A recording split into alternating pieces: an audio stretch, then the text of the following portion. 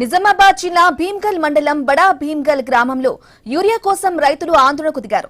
Urea app open చేసిన వెంటనే no stock అని చూపించడంతో అన్నదాతలు తీవ్ర ఆగ్రహం వ్యక్తం చేస్తున్నారు.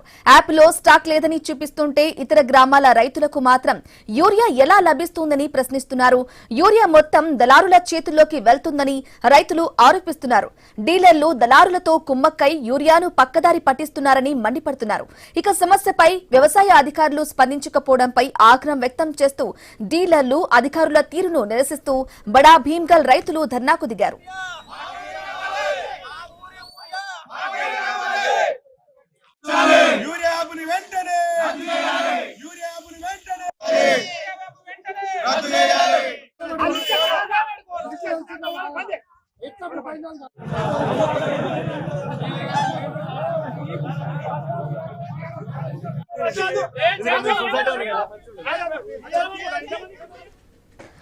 నిజామాబాద్ జిల్లా భీమ్గల్ మండలంలో యూరియా కోసం రైతులు ధర్నాకి సంబంధించిన కంప్లీట్ డీటెయిల్ అందించడానికి మా Telangana bureau chief Kiran phone ద్వారా అందిస్తారు. Yes Kiran.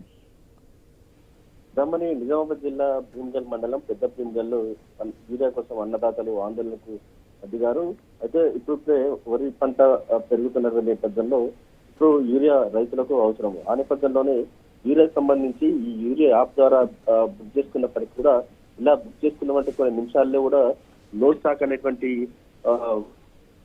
Board no stock అని యాప్ రావడంతో కూడా ఆందోళన చెందినటువంటి రైతులు ఇక్కడ వ్యవసాయ శాఖ అధికారుల తీరుపై కావచ్చు, అక్కడ డీలర్ల తీరు వ్యవహార శైలిపై కూడా ధర్నాకైతే చేపట్టిన పరిస్థితి అయితే ఉందని చెప్పచ్చు. ఎందుకంటే రైతులకు చాలా మంది అవగాహన లేకుండా కొంతమందికి చిన్న చిన్న ఫోన్లు ఉంటాయి, కొంతమంది పెద్ద ఫోన్లు ఉన్నప్పటికీ కూడా ఆ యాప్ సంబంధించి మొత్తం కూడా కొంతమంది దళారుల చేతిలోకి వెళ్ళిందనేటువంటి అభిప్రాయం కూడా వెలువడుతుంది.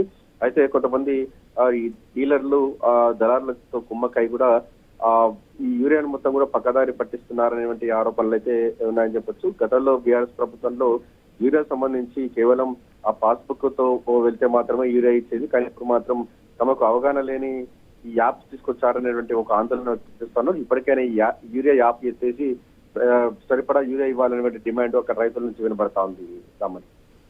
Okay right Kiran, thank you for the updates.